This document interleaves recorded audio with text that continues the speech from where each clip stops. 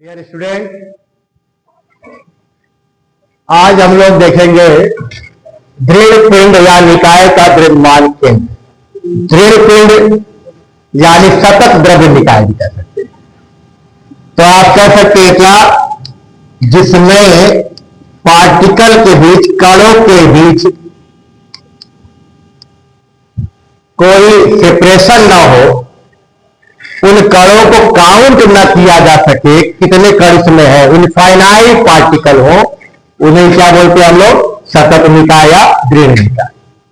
अब ऐसे निकाय का द्रव्यमान केंद्र क्या होगा? तो ऐसा निकाय पहली बात देखें, वो लीनियर है यानी रेखीय है, कि वो 2 डायमेंशन में आ रहा है, पृष्ठीय है, कि 3 डायमेंशन में आ रहा है यानी कि उसका पूरा वॉल्यूम आ रहा है। अब बात यह आ रही कि करेंगे क्या हम लोग? तो जैसे यहां पे हर पार्टिकल का कोऑर्डिनेट लिख पाना आसान नहीं है, क्योंकि पार्टिकल की संख्या यहां क्या है, अनकाउंटेबल है, आप गिन नहीं सकते। तो आपको करना क्या पड़ेगा, उसमें छोटा सा एलिमेंट काटना पड़ेगा, एक छोटा सा भाग काटना पड़ेगा, जिसको हम लोग क्या बोलते हैं, छिन्नक या अवयव। और ये छोटा सा भाग ऐसा काटेंगे कि जिसको जोड़ने पे क्या मिल जाए, पूरा हमारा सिस्टम मिल जाए। उस छोटे से भाग या उस छोटे से घटक को हम लोग क्या नाम दे रहे हैं, छिन्नक या अवयव, और उसका द्रव्यमान हम लोग क्या लेंगे, डीएम। क्या लेंगे, डीएम। क्लियर ये बात? अब देखा जाए क्या कि जब छोटा सा जो भाग है वो ऐसा है कि उसको थोड़ा थोड़ा जोड़ते हैं तो सिस्टम मिल जाएगा। उस डीएम का भी क्या होगा, सेंटर ऑफ मास होगा, क्योंकि वो भी द्रव्यमान है। तो जब उसका सेंटर ऑफ मास होगा, उसके सेंटर ऑफ मास का कोऑर्डिनेट मान लिया जाए एक्स, वाई और जेड। अगर 1 डायमेंशनल है, एक बिंदु निकाय है, तो केवल एक्स होगा। 2 बिंदु निकाय है तो क्या होगा, एक्स के साथ साथ कोऑर्डिनेट उसका वाई भी होगा। और 3 डायमेंशनल अगर है, त्रिविमीय है, जैसे गोला वगैरह, तो याद कर सकते हैं, तो यहां पर आपका क्या होगा, जेड भी होगा। अब देखा जाए क्या कि हमें क्या चाहिए, संपूर्ण निकाय का द्रव्यमान केंद्र चाहिए। तो संपूर्ण निकाय का द्रव्यमान केंद्र निकालने के लिए संपूर्ण निकाय का द्रव्यमान केंद्र आपको निकालना है। तो संपूर्ण निकाय का द्रव्यमान केंद्र क्या होगा, तो मान लीजिए एक्सीएम। अगर 1D है तो केवल एक्सीएम निकालेंगे। सिस्टम अगर 2D है तो एक्सीएम के साथ साथ वाईसीएम भी निकालेंगे। और 3D है तो आप क्या निकालेंगे, जेडसीएम भी निकालेंगे। तो पहले आपने क्या किया, सिस्टम पे एक छिन्नक लिया, उस छिन्नक का द्रव्यमान डीएम है, और वो भी कोई आकार हो सकता हो, तो उसका भी हम क्या ले लेंगे, उसके सेंटर ऑफ मास का कोऑर्डिनेट ले लेंगे। अब पूरे आप सिस्टम का क्या ले लिए, ये। तो पूरे सिस्टम का सेंटर ऑफ मास का एक्स कोऑर्डिनेट, वाई कोऑर्डिनेट और क्या है, जेड कोऑर्डिनेट। अब निकालेंगे कैसे इसको आप, तो इसको निकालने के लिए क्या करेंगे, तो जो आपका डीएम है वो आपका क्या करिए, उसका एक्स कोऑर्डिनेट, जैसे लिखा जाता था m1 x1, वैसे ही छोटे से छिन्नक का फिर उसका सेंटर ऑफ मास का एक्स कोऑर्डिनेट, और अपान क्या कर दीजिए, डीएम का इंटीग्रेशन। देखिए, तो आपको ये पता है क्या निकल जाएगा, सिस्टम के सेंटर ऑफ मास का वाई कोऑर्डिनेट। ऐसे अगर आपको निकालना हो सिस्टम के सेंटर ऑफ मास का वाई कोऑर्डिनेट निकालना हो, तो क्या करेंगे आप, छोटा सा एक छिन्नक काटे हुए है, उसका द्रव्यमान कितना है, डीएम, और आपको पता है उसके सेंटर ऑफ मास का वाई कोऑर्डिनेट क्या है, वाई। तो डीएम इंटू वाई का इंटीग्रेशन, यानी वाई का integration with respect to DM, और फिर यहां पे आप डीएम का क्या करेंगे, इंटीग्रेशन करेंगे। तो क्या मिल जाएगा, सिस्टम जो है, जो मास सिस्टम है, जो द्रव्य निकाय है, उसके सेंटर ऑफ मास का वाई कोऑर्डिनेट। मान लीजिए सिस्टम आपका 3D है, तो आपको जेडसीएम भी निकालना पड़ेगा, और जब जेडसीएम निकालेंगे तो फिर वही सिस्टम जो छिन्नक था, उस छिन्नक का क्या लिखेंगे, जेड कोऑर्डिनेट, और फिर इंटीग्रेशन आप क्या करेंगे, डीएम। तो इस तरीके से हम लोग सतत द्रव्य निकाय का क्या निकाल लेंगे, द्रव्यमान केंद्र। फिर से समझते हैं, जब भी हमें ऋणपिंड तत्व निकाय का द्रव्यमान केंद्र निकालना होगा तो हम पहले क्या काटेंगे, छोटा सा अवयव, एक छोटा सा भाग जिसको बोलते क्या है, एलिमेंट, छिन्नक या अवयव। उस छोटे से भाग का द्रव्यमान बहुत कम होगा, इसलिए उसको क्या लिखा जा रहा है, डीएम लिखा जाना है। और वो छोटा सा भाग कण भी हो सकता है, कोई आकार में भी हो सकता है। तो उस छोटे से भाग का हम लोग क्या लिखेंगे, उसके सेंटर ऑफ मास का कोऑर्डिनेट, मान लिया एक्स, वाई और जेड। तो यहां से संपूर्ण निकाय का फिर कैसे निकालेंगे, संपूर्ण निकाय का द्रव्यमान केंद्र x CM comma y CM comma z CM है, तो एक्सियम कैसे निकालेंगे, integration of dm into x upon integration of dm. Dm छिन्नक का द्रव्यमान, डीएम और एक्स क्या है, उसके सेंटर ऑफ मास का कोऑर्डिनेट छिन्नक का। ऐसे y CM integration of dm y integration of dm, dm छिन्नक का द्रव्यमान और ये वाई क्या, छिन्नक का सेंटर ऑफ मास का वाई कोऑर्डिनेट। और जेड सीएम कैसे निकालेंगे, integration of dm z upon integration of dm, dm छिन्नक का द्रव्यमान और जेड क्या है, उस छिन्नक के सेंटर ऑफ मास का जेड कोऑर्डिनेट।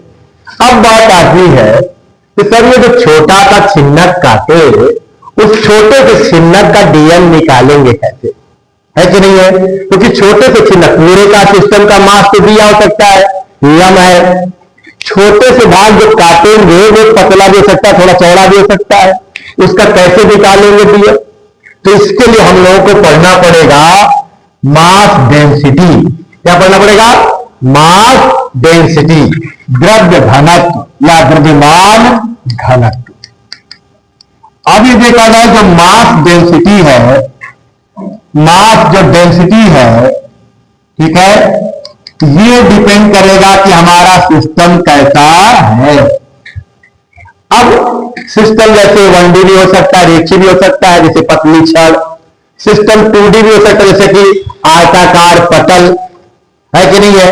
अब सिस्टम हमारा 3D भी हो सकता है जैसे कि गोला है, शंकु है, बेलन है। तो उसी हिसाब से हमारा द्रव्य घनत्व भी, द्रव्यमान घनत्व भी क्या हो सकता है। तो यहां पर देखा जाए 1D ऑब्जेक्ट के लिए लिखा जाता है रेखीय घनत्व, रेखीय घनत्व। 2D ऑब्जेक्ट के लिए लिखा जाएगा पृष्ठीय घनत्व और 3D ऑब्जेक्ट के लिए लिखा जाएगा क्या, आयतन घनत्व। Linear mass density, surface mass density and volume mass density.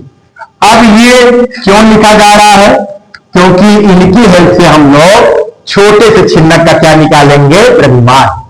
रेखीय घनत्व की बात करें तो एकांक लंबाई में जो द्रव्यमान होगा, क्योंकि ये किसके लिए यूज होगा, रेखीय मास सिस्टम के लिए। तो एकांक लंबाई में जो द्रव्यमान होगा उसे क्या बोलेंगे, द्रव्यमान सिस्टम का, द्रव्य जो आपका निकाय है उसका रेखीय घनत्व। और एकांक क्षेत्रफल में जो द्रव्यमान आएगा उसे क्या बोलेंगे, उस सिस्टम का पृष्ठीय घनत्व। और एकांक आयतन में जो द्रव्यमान आएगा उसे बोलेंगे क्या, उस द्रव्य निकाय का आयतन घनत्व। यानी पूरे लंबाई का द्रव्यमान यम है, तो एकांक लंबाई का द्रव्यमान क्या हो जाएगा, रेखीय घनत्व। तो जाहिर सी बात है कि एकांक लंबाई का द्रव्यमान निकाय का रेखीय घनत्व कहलाता है, रेखीय घनत्व कहलाता है। ये किसके लिए होगा, जिनका पूरा द्रव्यमान लाइन में एक लेंथ में हो। ये किसके लिए आएगा, एकांक क्षेत्रफल का द्रव्यमान निकाय का पृष्ठीय घनत्व कहलाता है, ठीक है ना। अब ये किसके लिए आएगा, जैसे लैमिना होता है, पटल होता है, वो 2D होता है, उनके लिए आएगा। और यहां पे देखें तो एकांक आयतन का द्रव्यमान है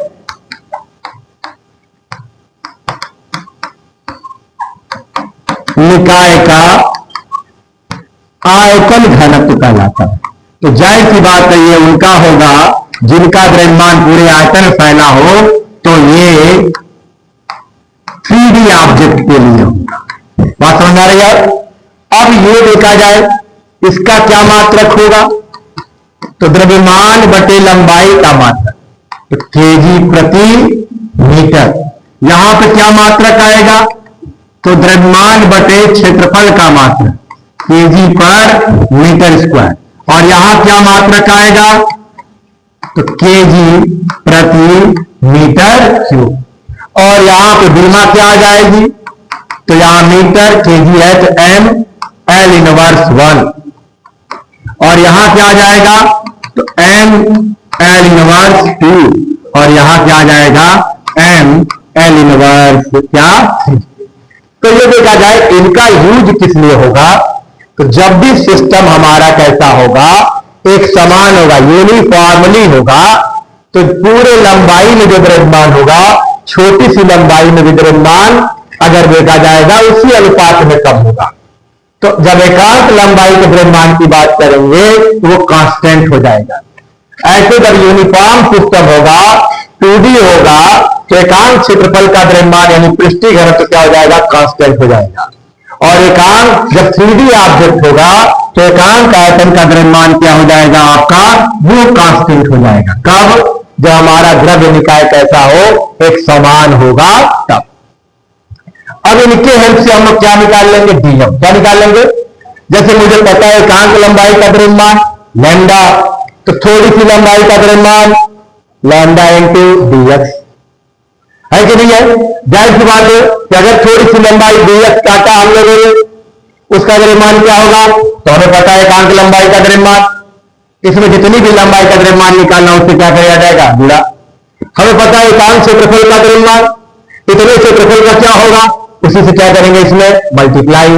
एकांक आयतन का द्रव्यमान पता है, बड़े आयतन का द्रव्यमान चाहिए या कुछ आयतन का द्रव्यमान चाहिए, उसी आयतन से क्या करेंगे, मल्टीप्लाई।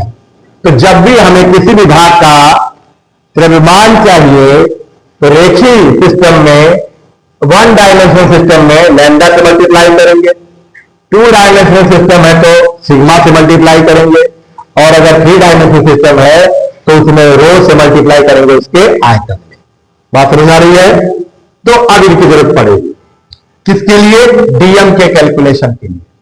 अब बात ये आ रही है, जैसे मान लीजिए कि